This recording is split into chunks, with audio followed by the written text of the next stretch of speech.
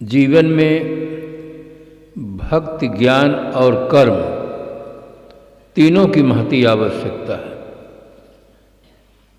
हृदय से हमें सद्गुरु संतों की भक्ति करनी चाहिए, मस्तिष्क से आत्मज्ञान प्राप्त करना चाहिए और इंद्रियों से पवित्र कर्म करना चाहिए। यदि तीनों हमारे जीवन में उतर जाते हैं तो हमारा जीवन सत्यम शिवम सुंदरम हो जाता है।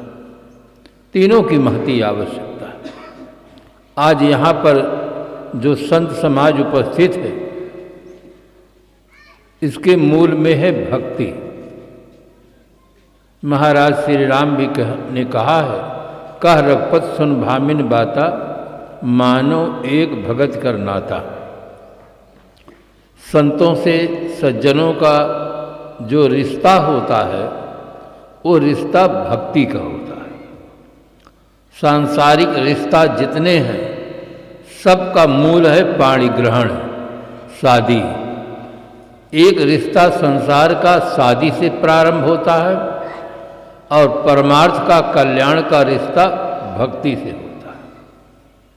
यहाँ के नागरिकों का बहुत बड़ा सौभाग्य है कि आज चौथे दिन भी 2 बार कार्यक्रम हो रहा है, सुनने का अवसर मिला।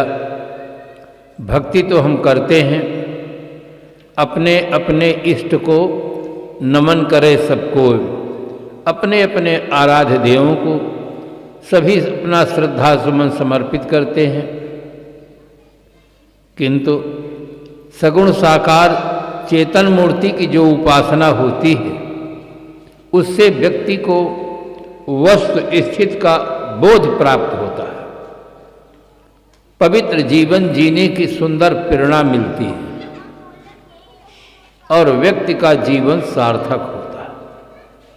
इसलिए जीवन में भक्ति की बहुत जरूरत है। भक्ति का क्षेत्र बहुत विशाल है। हर आदमी का जन्म गृहस्थ आश्रम में होता है, इसलिए पहले मातृभक्ति चाहिए, पितृभक्ति चाहिए। जिस राष्ट्र में हम रहते हैं, जिस राष्ट्र का हवा पानी भोजन लेते हैं, उस राष्ट्र के प्रति भी हमारे मन में भक्ति होनी चाहिए। फिर कल्याण के लिए सद्गुरु और संतों की भक्ति होनी चाहिए। भक्ति का क्षेत्र बहुत विशाल है और भक्ति भाव से होती है। भाव के बिना भक्ति नहीं होती है। आप अच्छी तरह से जानते हैं, व्यापार चाहे जिस चीज का हो, जब भाव बढ़ता है तब व्यापार में लाभ होता है। जब भाव गिर जाता है तो घाटा होता है। चाहे सोने का व्यापार हो, चांदी का व्यापार हो, सब्जी का व्यापार हो, फल का व्यापार हो, अनाज का व्यापार हो, व्यापार चाहे जिस चीज का हो, भाव बढ़ेगा तो लाभ होगा, भाव गिर जाएगा तो घाटा होगा। इसी प्रकार से जीवन का भी यही नियम है। जीवन में माँ के प्रति भाव बढ़ेगा, पिता के प्रति भाव बढ़ेगा, पति के प्रति भाव बढ़ेगा, सास ससुर के प्रति भाव बढ़ेगा, देश के प्रति भाव बढ़ेगा, संत गुरुजनों के प्रति भाव बढ़ेगा, धर्म के प्रति भाव बढ़ेगा, तो आपका भी मूल बढ़ जाएगा। लोग कहेंगे बहुत सज्जन आदमी है, बहुत धर्मात्मा है, दानी है, राष्ट्र के एक अच्छे नागरिक हैं, परिवार के एक अच्छे सदस्य हैं। आपकी चारों तरफ लोग प्रशंसा करेंगे। अगर आपके अंदर भाव गिर गया, गोस्वामी जी तब मानस में लिखते हैं, मानहि मात पिता नहीं देवा, साधुन से करवावहि सेवा, जिनके यह आचरण भवानी, ते निश्चर समझानो प्राणी। भाव जब गिर जाता है तो आदमी का भाव भी गिर जाता है, आदमी का मूल गिर जाता है, आदमी को लोग निशाचर कहते हैं। पता नहीं कैसे कैसे शब्दों का लोग प्रयोग करने लग जाते हैं। इसलिए जीवन में भाव की बहुत जरूरत है। आज हमारे समाज में धन बढ़ रहा है किंतु भाव गिरता जा रहा है और उसी का परिणाम है घरों में कलह। समाज में अनेक समस्याएं हैं। देश में अनेक समस्याएं हैं, भाव गिर जाने से सब जगह अशांति का वातावरण मिल रहा है। सास एक माँ के समान आदरणीय होती है। हर बहू को चाहिए कि सास को माँ के समान समझ करके श्रद्धा से सेवा करें, मर्यादा से चलें रहें। और सासों को चाहिए कि बहू को पुत्री के समान प्यार दें। आपके परिवार में अपने माता पिता सखी सहेलियों को छोड़कर वो आई है, उसको आपके घर में इतना प्यार मिलना चाहिए कि वो अपने परिवार को भूल सके। सास का हृदय विशाल होना चाहिए। सास के घर में बहू आई है, उसके हृदय में अगर संकीर्णता आती है तो घर में द्वंद्व फैल जाता है। एक छोटा सा उदाहरण दूं। एक सास और बहू थी। बहू भक्त घर की लड़की थी। सास के संपन्नता थी बाहर की, किंतु भीतर की संपन्नता नहीं थी, विचारों की संपन्नता नहीं थी। बहू आने पर सभी लोग उसकी प्रशंसा करते थे, क्योंकि बहुत श्रद्धा से सबकी सेवा करती थी, विनम्र होकर रहती थी, सब उसकी प्रशंसा करते थे। किंतु सास भीतर भीतर कुढ़ती थी। क्यों कुढ़ती थी? बहू दूध भी पीती, और दूध न मिले तो छाछ भी पीती, और छाछ न मिले तो दही भी खाती, और दही न मिले तो घी भी खाती। सास देख देख कर जलती थी कि ये तो सब पर हाथ फेरती है। उसे रहा नहीं गया, अपने मोहल्ला भर के सासों को इकट्ठा किया और कहा कि जिस बहू की तुम बहुत प्रशंसा करती हो वो तो ऐसी है, सब पर हाथ फेरती है, सब खाती है, दूध भी, दही भी, छाछ भी, घी भी।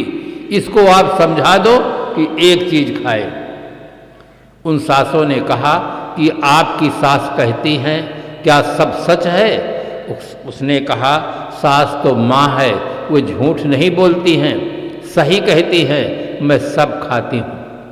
तब उसने कहा कि आपकी सास का कहना है कि एक चीज खाएं। उसने कहा ठीक है, आज के बाद आपको दोबारा आने का कष्ट नहीं करना पड़ेगा। सब सासों ने सोचा कि ऐसी बहू तो हमको चाहिए, जो अपनी गलती को स्वीकार करती हो, सास को माँ कहती हो और ये भी कहती है कि दोबारा आपको नहीं आना पड़ेगा। सबके मन में भाव हुआ कि ऐसी बहू तो हमको चाहिए। प्रायः देखा जाता है आदमी अपनी कमी को छिपाने के लिए दूसरों पर दोषारोपण करता है, अपनी कमी को स्वयं स्वीकार नहीं करता है। ये मानव स्वभाव की बहुत बड़ी दुर्बलता है, दूसरों पर दोषारोपण करता है। सायंकाल का समय था, वो अपने गुरुदेव को याद करती है, गुरुदेव मेरे सामने एक बहुत बड़ी समस्या खड़ी हो गई है, आप मुझे भीतर से कुछ प्रेरणा दे, मैं क्या करूं? जब उसका चित्त शांत हो जाता है तो भीतर से उसको प्रेरणा मिलती है कि बेटी चिंता मत करो, एक चीज खाने के लिए कहा गया है, तुम सिर्फ दूध पी लिया करो बस। और जब वहाँ प्रेरणा मिल गई, सवेरे दूध आया, दूध को उसने पी लिया। और जब दूध पी लिया तो दही कहाँ से बने, छाछ कहाँ से बने, घी कहाँ से बने? एक दिन बीता, 2 दिन बीता, 7 दिन बीत गया, अब घर में कुछ है ही नहीं। दूध आता पी, उसने सोचा कि इसके पास कितनी अच्छी बुद्धि है, ये मूल को पकड़ लिया। फिर सासों को इकट्ठा करने का प्रयास किया और कहा कि इसको समझा दो, ये तो दूध ही पी लेती है, दही कहाँ से बने, छाछ कहाँ से बने, घी कहाँ से बने? उसने कहा कि अगर वो एक ही चीज खाती है तो अब हम नहीं समझा सकती। एक चीज खाने के लिए आपने कहा था और वो एक चीज खाती है, 2 चीज तो खाती नहीं है। किसी सास ने फिर दोबारा कहने का साहस नहीं किया। उसने मूल को पकड़ा कि मूल क्या चीज है? मूल है दूध, दूध से ही दही बनता है, दही से ही छाछ बनता है और फिर घी बनता है। उसने मूल का अनुसंधान कर लिया। घर में जो कलह होता है उसके मूल में है वैचारिक संकीर्णता, विचारों की विकृति। थोड़ा सा बोलने में असावधानी हो जाती है, तुरंत घर में महाभारत चालू हो जाता है। सबसे ज्यादा आदमी को अपनी वाणी पर संयम रखना चाहिए। वाणी पर संयम न रखने से महारानी द्रौपदी जी के जीवन में बहुत दुख आया, महारानी सीता जी के जीवन में बहुत दुख आया, केवल वाणी पर संयम न रखने का दुष्परिणाम। हर आदमी को वाणी पर संयम रखना चाहिए, संभाल के बोलना चाहिए।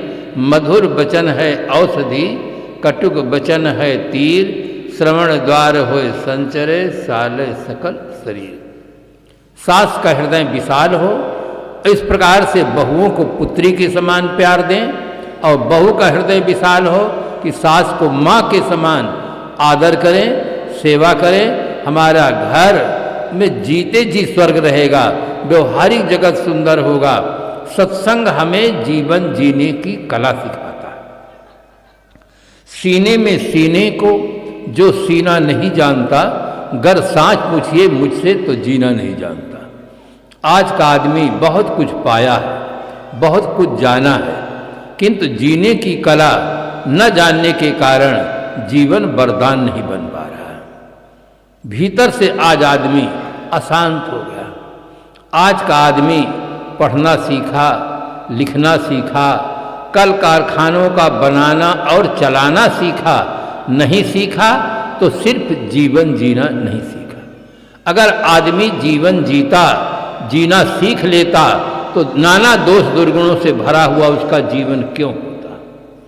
आज कुछ ऐसे लोग हैं, चाहे उनको गले तक हलवा खिला दो, मालपुआ खिला दो, खीर खिला दो, कि तो तम्बाकू खाने की जगह बचा के रखेंगे। चाहे उनको मौसम्मी का रस पिला दो, दूध पिला दो, संतरा का रस पिला दो, बीड़ी सिगरेट पीने की जगह बचा कर रखेंगे। आज यहाँ पर शराब बहुत ज़्यादा हो गया। सन 64 में जब हम लोग आए थे, यहाँ कहीं कुछ ऐसा नहीं दिखता था। आज अंडा और शराब बहुत हो गया। कितने दुकानों में तो लिखा रहता है संडे हो या मंडे रोज खाओ अंडे। कितना ज़्यादा प्रचार कर दिया गया है। कहते हैं अंडा में बहुत विटामिन होता है।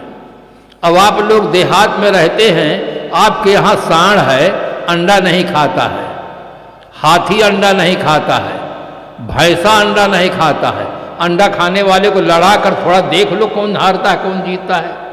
अंडा खाने वाले के ऊपर अगर हाथी पैर रख दे तो कहीं से कह के रह जाएगा, खत्म हो जाएगा। सांड के सामने टकरा दो तुरंत मर जाएगा। ये बहुत बड़ा भ्रम फैला दिया गया है। इस शराब के कारण से लखनऊ के नवाबों की नवाबी चली गई और कृष्ण भगवान के लड़के शराब पीकर आपस में लड़के कट के मर गए। शराब दुनिया में सबसे ज़्यादा हानि किया है।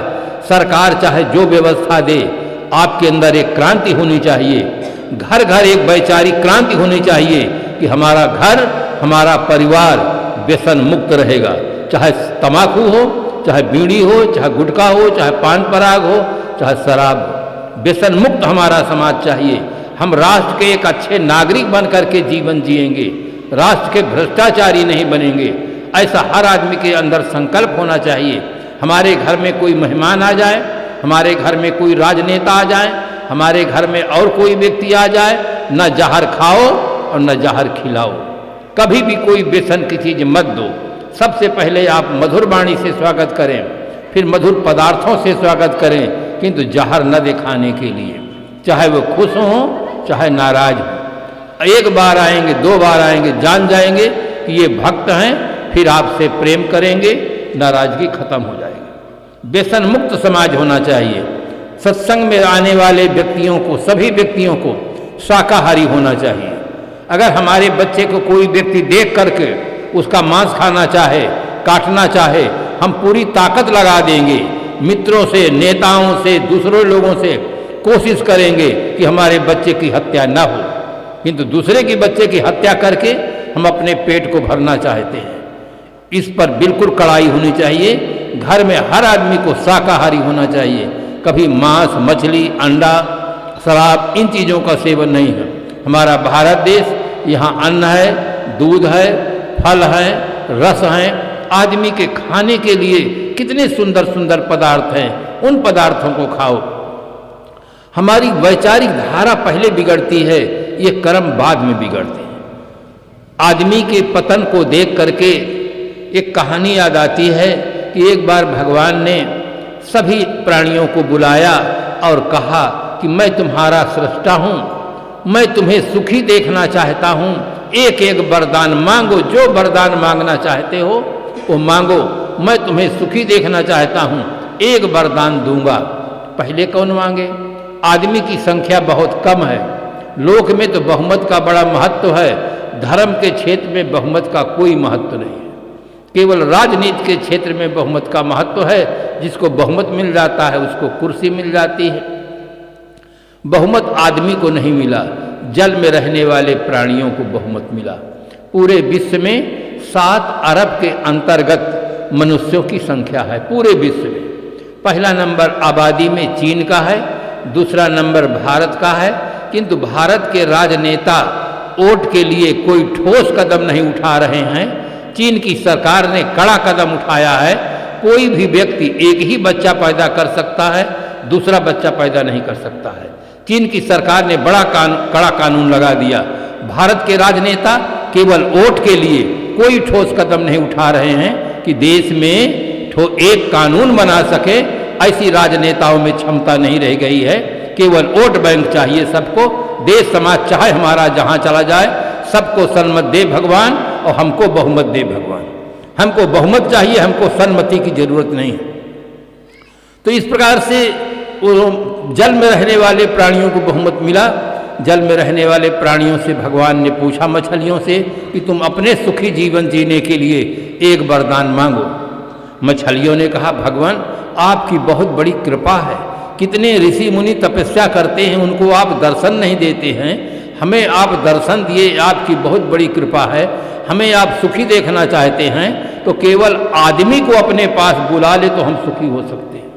अगर धरती तल पर आदमी रहा तो हमारे सुखी होने का कोई उपाय ही नहीं है। ये हमारे वंश को खत्म करने पर लगा है। सारा विटामिन इसको मछलियों में ही दिखाई देता है। हम नदी में रहे, तालाब में रहे, समुद्र में रहे, आपने इसको इतना बुद्धि दे दिया है कि ये जाल फैलाकर हमको पकड़ करके खा रहा है। इसके घर में कोई मर जाता है तो भोजन बंद हो जाता है और हमारे घर को सफा करने पर लगा है।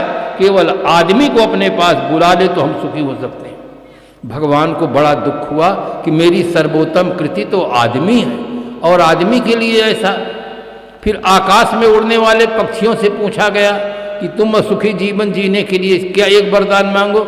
उसने कहा, हम आकाश में उड़ते हैं, आदमी का कुछ नहीं बिगाड़ते हैं, किंतु आपने आदमी को बुद्धि दे दिया है।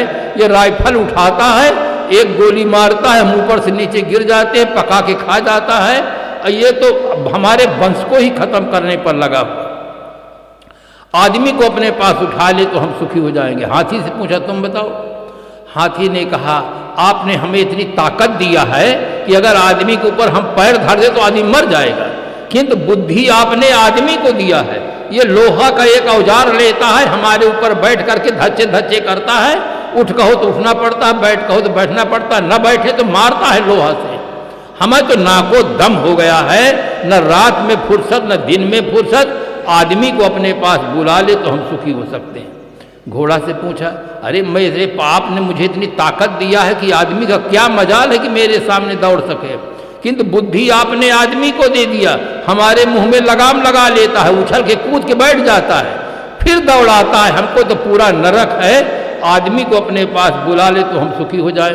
बकरा मुर्गा से पूछा, कहे हम तो कुछ इनका आदमी का हानि नहीं करते हैं, किंतु हमारे परिवार को सफा किए देता है। सिर्फ आदमी को अपने पास बुला ले तो हम सुखी हो सकते हैं। भगवान सबकी शिकायत सुन करके कहा, मैं आदमी को अपने पास बुलाने में असमर्थ। सभी ने कहा कि जितने शास्त्र हैं सब कहते हैं भगवान सर्वसमर्थ है, सर्वशक्तिमान है, और आप श्रीमुख से कहते हैं कि मैं असमर्थ हूं। इसका राज क्या है? आप ऐसा क्यों कहते हैं? क्या शास्त्र गलत है जो कहते हैं आप सर्वसमर्थ है, सर्वशक्तिमान? कहे शास्त्र चाहे जो लिखते हों, मैं आदमी को अपने पास बुलाने में असमर्थ हूं। कहे इसका कारण? कहा ये मछलियों को सफा करने पर लगा है और बकरा मुर्गा को सफा करने पर लगा है, पक्षियों को सफा करने पर लगा है। अगर मैं अपने पास बुला लूं तो मुझको भी सफा कर देगा, इसलिए मैं आदमी को अपने पास रखने में असमर्थ हूं।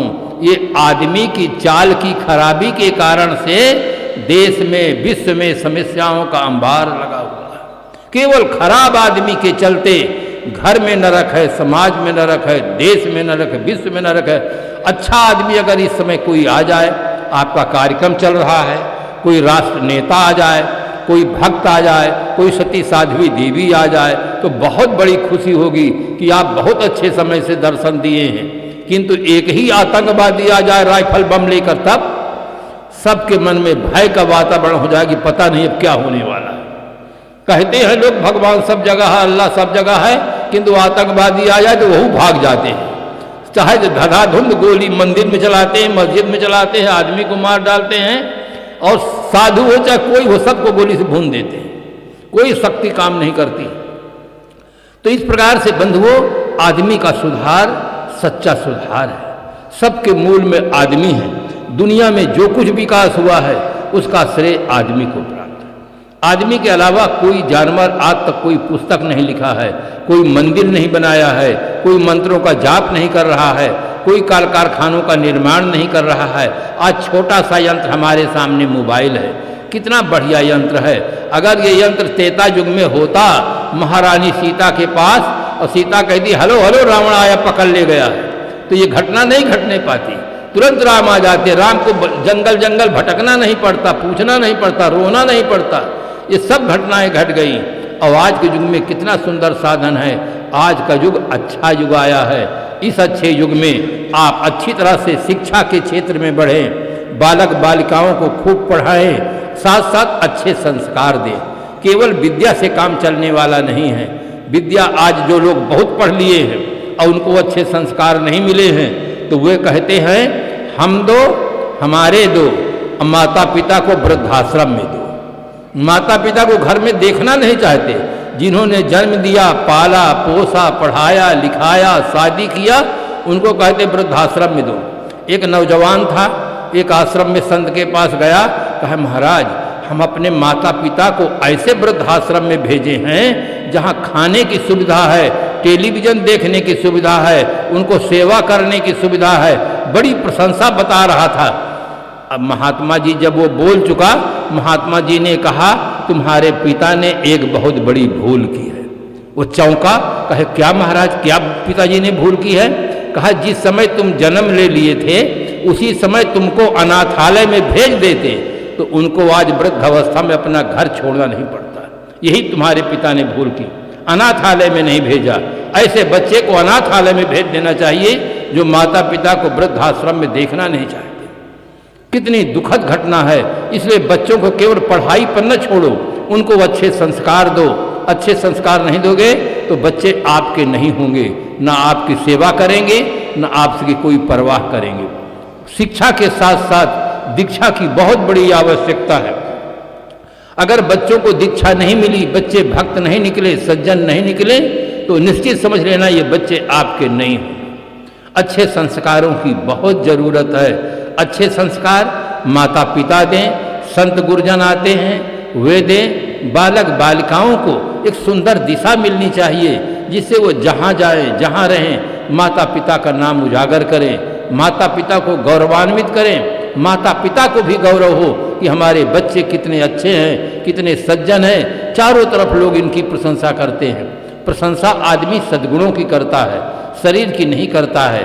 कितने लोग ऐसे होते हैं शकल से सुंदर होते हैं, कुछ लोग अकल से सुंदर होते हैं, कुछ लोग शकल और अकल दोनों से सुंदर होते हैं, कुछ ऐसे भी होते हैं न शकल से सुंदर होते हैं न अकल से सुंदर होते हैं। आदमी की शकल चाहे जितनी सुंदर हो, अगर उसकी अकल सुंदर नहीं होगी तो उसकी वाणी सुंदर नहीं होगा, उसका जीवन सुंदर नहीं होगा, वो आदमी समाज के लिए अभिशाप बन करके रह जाएगा। अकल का सुधार ही जीवन का सुधार है, अकल का बिगाड़ ही जीवन का बिगाड़ है। इसीलिए गांधी जी ने अपनी प्रार्थना में कहा ईश्वर अल्लाह तेरे नाम सबको सन्मत दे। सबको संपत्ति दे भगवान नहीं कहा, सबको सन्मत दे भगवान। अगर आदमी के अंदर सन्मति रहती है तो पति पत्नी में प्रेम होता है, पिता पुत्र में प्रेम, भाई भाई में प्रेम, सास बहू में प्रेम, नंद भौजाई में प्रेम, घर हमारा स्वर्ग बनता है। और पैसा बहुत हो, सन्मति न हो तो न वाणी अच्छी होगी, न जीवन अच्छा होगा, न व्यवहार अच्छा होगा। सन्मति की प्राप्ति होती कहाँ से है? इसके लिए सदगुरु कबीर साहब ने कहा, संगत कीजिए साध की। साध की संगत से सन्मति मिलती है।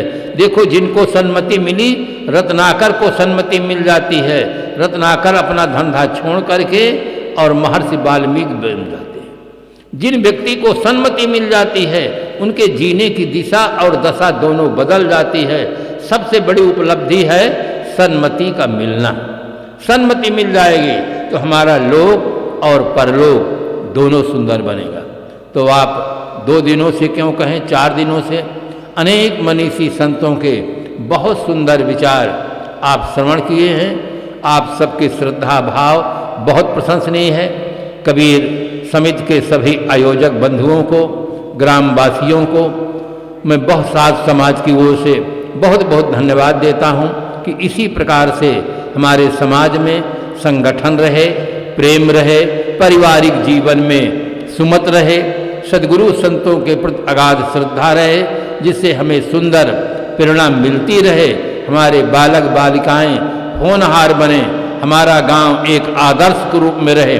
कुछ मैं आदर्श जानता हूं, महाराष्ट्र में है, जहां की एक भी गांव में कोई नशा करने वाला आदमी नहीं है।